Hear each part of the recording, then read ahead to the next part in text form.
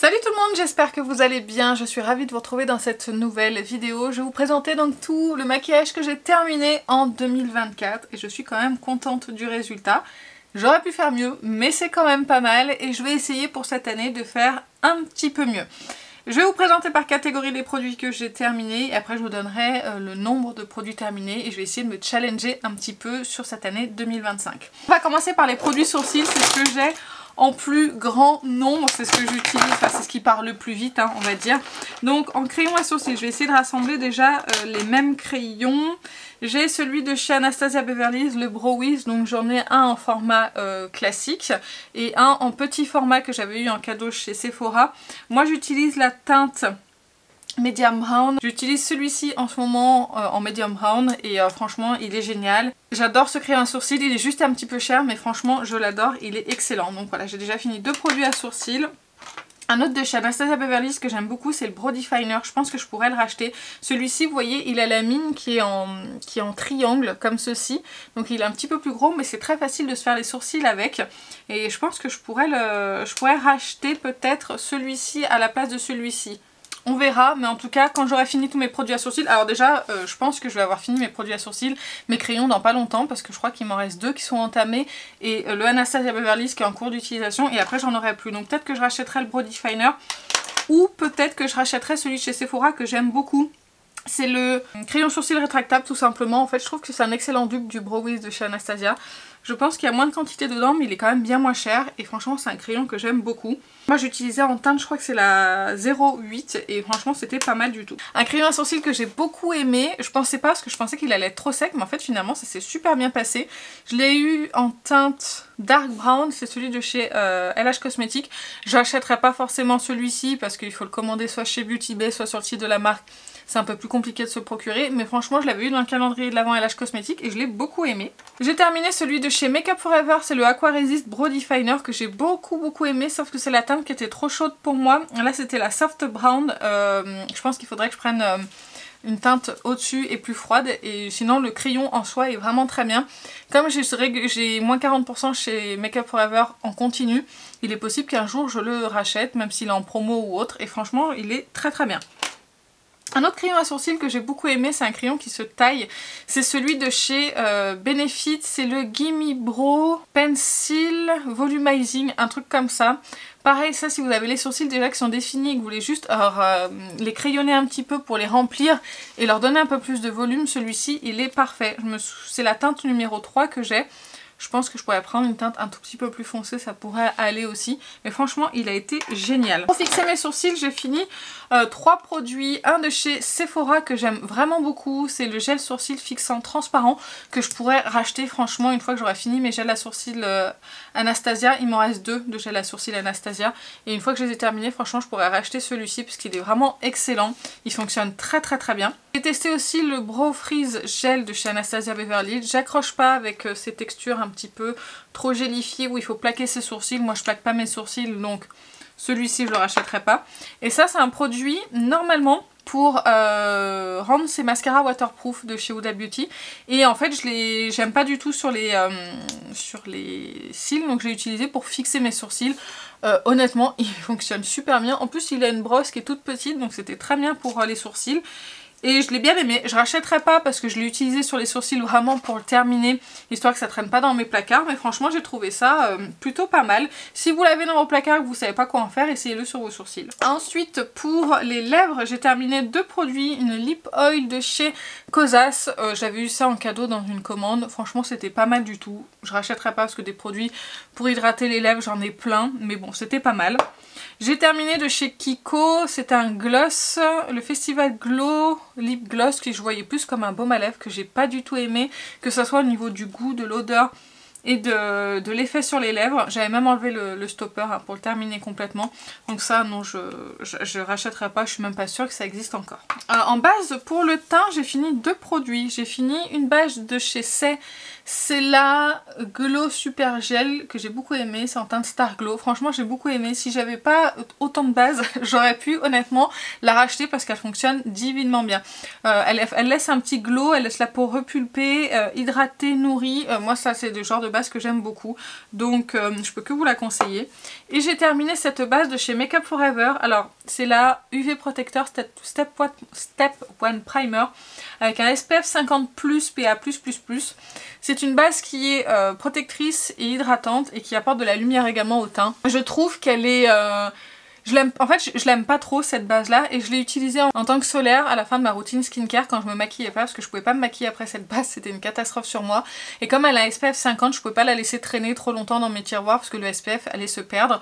Donc voilà, je l'ai terminée, je suis bien contente mais je ne la rachèterai pas. En fond de teint, j'ai fini 3 produits dont 2 miniatures, enfin 2 miniatures, 2 formats... voyage on va dire, c'est un 15 ml. Donc j'ai fini la Super Bébé de chez Herborian en teinte claire. Si j'avais pas autant de produits, pareil pour le teint fond de teint, ça je pourrais racheter. Je me suis rendu compte que j'aimais beaucoup la Super Bébé et j'aimais beaucoup la CC de It Cosmetics que j'ai terminée également. Je trouve que c'est des produits qui sont faciles pour le quotidien et qui vont très très bien sur mon teint. Si un jour j'arrive à écouler un petit peu de stock de fond de teint ou à moins en acheter etc, peut-être que je pourrais racheter une des deux, voire les deux, parce que vraiment je les trouve excellentes. Pareil, un de mes fonds de teint favoris que j'ai terminé, c'est celui de chez Dior, c'est le Forever, que j'ai en teinte 1,5N. Fond de teint que j'adore pour le printemps, l'été, il a été idéal, c'est un mat, mais un mat qui garde de l'hydratation aussi dans la peau, qui me déshydrate pas, qui ne dessèche pas, qui marque pas la peau, qui a une très belle couvrance. Enfin franchement moi c'est un fond de teint que j'adore. Pareil, c'est un fond de teint que j'aurais pu racheter si j'avais pas eu énormément de stock. En poudre, réellement j'ai fini une seule poudre, c'est celle de chez Too Faced, c'est la Prime and Poreless. Là j'essaye de terminer la By Terry et je suis en bonne voie parce que honnêtement elle est à la fin là, vous voyez j'en ai plus pour très longtemps, je suis très contente d'ailleurs. Ça me fera encore une poudre en moins dans mes placards. Mais du coup celle-ci je l'ai beaucoup aimée, c'était une excellente poudre pour lisser le teint, elle matifiait mais pas trop. Pour les peaux normales comme la mienne franchement elle était très bien, mais bon elle n'existe plus. Et j'ai terminé cette petite poudre aussi de chez Charlotte Tilbury, c'est la Flawless Filter que j'ai en teinte numéro 1 et en fait cette poudre là, vous voyez elle est complètement terminée et je l'utilisais en fait pour poudrer ma base à paupières. C'est la meilleure poudre pour poudrer ma base à paupières que j'ai, mais en ce moment j'utilise celle de chez Too Faced, celle-ci qui est trop matifiante pour mon teint. Du coup je l'utilise pour poudrer ma base à paupières. Honnêtement je préfère celle-ci largement pour poudrer ma base à paupières, mais je la rachèterai celle-ci quand j'aurai terminé celle-ci. Là vous voyez dans ce pan ici il y avait 4 grammes et là on a 4,8 grammes. Donc vous voyez comme le packaging a son importance. Là on a l'impression qu'il n'y en a vraiment pas beaucoup. Attendez, je vous montre pas le bon endroit. Là on a l'impression qu'il n'y en a vraiment pas beaucoup et là qu'il y en a énormément alors qu'il y a juste 0,8 grammes de plus que dans celle-ci. Il faut que je termine celle-ci avant de pouvoir acheter celle-ci, mais celle-ci je la rachèterai un jour c'est sûr. Ensuite, j'ai oublié de vous montrer celui-ci en produit terminé, le Tire. Celui-ci en fait il est déjà quasiment vide quand je l'ai eu, j'ai pu l'utiliser 2 fois mais avec de grandes difficultés et en plus je l'aime pas donc je l'ai mis dans mon make-up terminé de 2024. Ensuite j'ai fini pas mal de mascara. J'ai fini de Eye Impact Effet Cils Lifté de chez Clinique. Je vais pas trop m'attarder dessus parce qu'en fait c'est un mascara qui n'existe plus. J'en ai encore en stock donc vous en verrez dans les produits terminés de 2025 en 2026. Donc là d'ailleurs j'en ai un qui est en cours d'utilisation. C'est un excellent mascara qui n'est pas waterproof mais qui tient la courbure comme un waterproof, donc il est assez difficile à démaquiller. Il est génial, il m'allonge les cils, il donne du volume, il les tient courbés, enfin franchement il est parfait, mais malheureusement il n'existe plus. Ensuite j'ai terminé un mascara waterproof de chez LH Cosmetics, c'est le Infinity Power Lash, que j'avais eu en super solde sur le site. La brosse est assez petite. Ça fonctionne honnêtement, mais c'est pas un mascara que j'irais acheter parce que je trouvais qu'il chargeait pas assez les cils, c'était vraiment beaucoup trop naturel pour moi. Donc je m'en servais en fait pour fixer la courbure et mettre un autre mascara par dessus. Un autre mascara que j'ai terminé c'est le Thrill Seeker de chez Rimmel qui est en waterproof. Il aurait pu fonctionner mais malheureusement non, c'était pas son cas.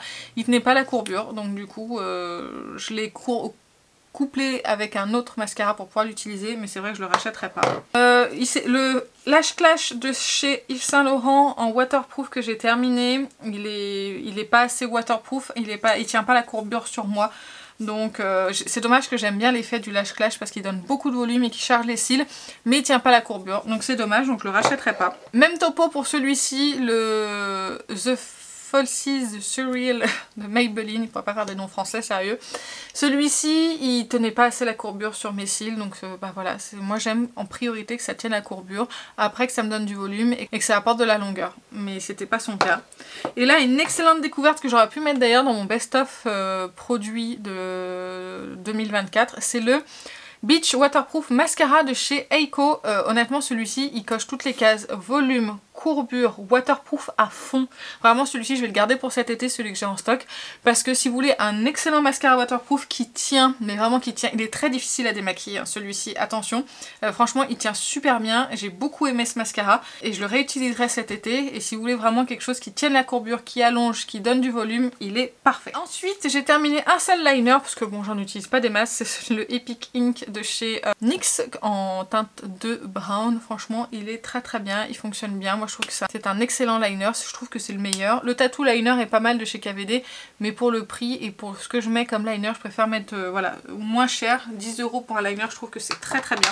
J'ai fini pas mal de sprays de finition 1, 2, 3, 4, 5, je suis sûre que j'en ai fini un 6e et que je l'ai pas, c'est celui de chez Too Faced, je suis sûre que c'était l'année dernière que je l'ai utilisé et j'arrive pas à retrouver la bouteille. Alors ça se trouve elle est quelque part là dans mon rangement et que je ne la vois pas, mais en tout cas je suis sûre de l'avoir terminé. Je l'ai utilisé pendant tout l'été il me semble, et après j'avais fini avec celui-ci, je suis presque sûre hein. Attendez, je vais regarder dans mes vidéos. Je viens de vérifier dans mes vidéos et c'était bien en 2023 que j'ai fini le spray Too Faced. Donc que le temps passe vite, j'en avais... Oh, je m'étais pas aperçue que c'était... Oh punaise, déjà en 2023. Enfin bref, du coup j'ai terminé 1, 2, 3, 4, 5 sprays de finition, dont 2 petits. J'ai terminé le spray de Iconic London, qui est le Pret Set Glow, c'est un spray qui est lumineux, il sent tellement bon ce spray, que j'ai en petit, parce que je l'avais racheté pour compléter une commande, mais vraiment c'est un 30 ml, donc je terminerai rapidement. Mais ça, c'est un spray de finition, si vous aimez les sprays qui vont vous donner du glow au teint, il est parfait, il fixe bien, il est pas asséchant, il est génial ce spray. J'attends de plus en avoir autant dans ma collection pour pouvoir le racheter. J'ai terminé celui de chez ELF, la brume fraîcheur de fixation à la noix de coco, c'était très bien. Mais c'était pas ma brume préférée, elle sentait plutôt bon, je suis pas sûre qu'elle sente encore bon. Si ça va, ça sent pas trop mauvais. Voilà, c'était bien mais sans plus, donc je rachèterai pas. Une brume prix très abordable, voire petit prix, qui est excellente, c'est la Lasting Fix de chez Maybelline. Je crois qu'elle coûte 10 € pour 100 ml. Le rapport qualité, quantité, prix est excellent, donc je vous la recommande vraiment si vous voulez quelque chose qui fixe bien votre teint.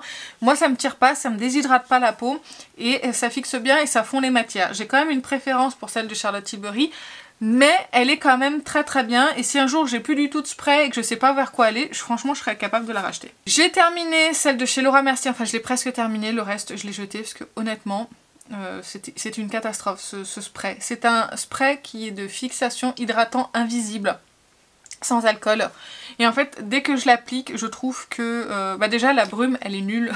En fait, à la base, je pensais que la brume était complètement nulle et que ça faisait juste un filet d'eau comme ça. Je me suis dit, tiens, c'est nul ce spray qui fonctionne pas. Du coup, j'avais mis dans le Fixe Plus que j'ai terminé. Je vous en parle juste après. Pareil dans le Fixe Plus, alors que je savais très bien que la brume du Fixe Plus c'était un pchit, vraiment une brume quoi. Donc c'était le produit, je me dis bon bah je vais essayer de me débrouiller et de finir ça comme ça. C'était que 30 ml dedans, donc je me suis dit ça va aller vite. Le souci que j'avais, c'est que à chaque fois que je mettais cette brume, et j'ai mis un petit bout de temps à m'en rendre compte, c'est que j'avais la peau mais qui tirait, c'était une catastrophe. Donc je me suis aperçue après que c'était ce spray là. Donc non seulement il me tirait la peau et il me déshydratait, et en plus le produit dans n'importe quel spray visiblement ne faisait pas de brume, ça faisait juste un pst comme ça. Donc ça je vous le conseille pas du tout. Ensuite j'ai fini le Fixe Plus. Alors, je vous expliquerai pourquoi il n'est pas fini ici. Le Fixe Plus, donc c'est une brume fixante multitâche sans alcool. Franchement, le spray, il fonctionne vraiment très bien. C'est mieux que l'ancien Fixe Plus. Il fonctionne bien, le packaging est de bonne qualité. Encore une fois, je préfère celui de Charlotte Tilbury à celui-ci. Ou encore la Morphe, donc je rachèterai pas spécialement, mais sinon il est pas mal, voilà. Et là dedans en fait je garde cette bouteille parce que j'ai mis dedans le Charlotte Tilbury, un mini qui avait la pompe, mais elle refonctionne la pompe, mais j'y comprends rien moi. Elle fonctionnait plus, maintenant elle refonctionne. Bref, du coup je l'avais vidée en fait dedans, Donc dès que j'ai fini le Charlotte Tilbury, bah du coup je garderai celui-ci dans mes produits terminés de 2025 et ça je pourrais le jeter. Donc voilà, c'est tout pour mes produits terminés maquillage de 2025. Je vais les compter maintenant et comme ça on pourra se donner un petit objectif pour cette fin d'année. J'ai fini 33 produits de maquillage sur 2024. Je trouve que c'est pas mal du tout. C'est un très bon score et je suis très contente du résultat. Et je vais essayer d'en faire autant. Mon but c'est de finir autant de brume de finition. Je pense que je suis bien partie parce que j'ai pas mal de mini, donc je pense que ça va s'écouler quand même pas mal. J'aimerais finir au moins 2 fonds de teint. Et là, les 2 petits plus ça fait l'équivalent de 2 fonds de teint. Donc je vais essayer de finir les 2 fonds de teint. Je vais essayer au moins de finir une poudre, voire peut-être 2. En fait, celle-ci, elle est bientôt terminée. Donc si je me mets sur une autre poudre petit format, je pourrais arriver à en finir une deuxième. Donc ça, challenge. Le produit pour les lèvres, bah, de toute façon, tout ce qui est baume à lèvres, etc. En fait, je compte uniquement les produits dont je me sers pour faire mes vidéos. Donc vous voyez, ça c'est une huile à lèvres, c'est plutôt du skincare, mais je la mettrai quand même dans le maquillage terminé. Les mascaras, franchement les mascaras, j'ai pas un énorme stock de mascaras. Par mon Eye Impact, j'ai 3 mascaras non entamés, oui c'est ça. J'ai 4 mascaras entamés, dont le Telescopic Lift de L'Oréal qui arrive bientôt à la fin. Et celui-ci, il faut que je le couple à un autre pour le terminer parce que je l'aime pas. Et celui-ci, il est excellent, je l'ai utilisé il n'y a pas longtemps. Donc voilà, je vais tâcher déjà de terminer ça pour la moitié de l'année. Et après, on verra pour le reste. Mais si je regarde un peu ma consommation, je pense que je peux finir au moins 4-5 mascaras facilement. Donc normalement, je devrais plus avoir de stock d'ici la fin de l'année. On verra. Non, mon but, c'est de ne plus avoir de stock de mascara. Et après, pour le moment, de racheter que le Telescopic Lift de L'Oréal parce qu'il est génial. Voilà, c'est le but que je me suis fixé pour cette année. Concernant les bases de teint, je vais essayer d'en finir plusieurs, mais je vais essayer aussi celles que... En fait, il y en a qui sont entamées depuis un petit moment, donc je peux pas les revendre et je veux pas les donner, on sait jamais s'il y a quelqu'un qui fait une réaction. C'est un produit quand même qui était ouvert. Donc par sécurité, je préfère les garder et du coup, je vais m'en servir en crème pour les mains, uniquement les bases qui sont hydratantes. Donc j'en ai 2-3 comme ça que je vais me servir en crème pour les mains qui pourront partir. Donc je me donne comme objectif de finir au moins 4 ou 5 bases pour essayer de vider un petit peu le stock. Crayon à sourcils, je vais finir le stock sans problème, je sais que je vais devoir en racheter cette année et ça me met en joie de devoir racheter un produit parce que je l'ai plus. Ça fait très longtemps que ça m'est pas arrivé. Et voilà, c'est à peu près ce que je me fixe comme objectif. J'ai pas fini l'anti-cerne cette année, mais c'est très loin à finir un anti-cerne, même s'il est possible que je finisse celui-ci, le House Lab, en teinte numéro 11 parce qu'il en est ici. Ça c'est tout l'année dernière que j'ai utilisé et là il en est ici, donc je pense que je peux le terminer. À la limite, je me donne cet anti-cerne là à terminer, mais c'est tout. Et puis pour le reste, on verra s'il y a d'autres produits qui s'ajoutent ou pas. Est-ce que j'ai envie de terminer un rouge à lèvres? Je ne suis pas sûre. Donc on verra, on se donne rendez-vous début 2026 pour les produits terminés de 2025. Et j'espère faire mieux que cette année. J'espère que cette vidéo vous a plu. Si c'est le cas, n'hésitez pas à la liker. Abonnez-vous si ce n'est pas déjà fait. Dites-moi dans les commentaires si... vous aussi vous gardez votre make-up terminé pour faire un petit point en fin d'année ou est-ce que vous arrivez à finir facilement vos produits de maquillage. Moi c'est vrai que c'est devenu quand même un but de finir quand même quelques produits et de réduire un petit peu ma collection de maquillage. Et bien écoutez, sur ce moi je vais vous laisser, je vous fais plein d'énormes bisous et je vous dis à très bientôt. Salut!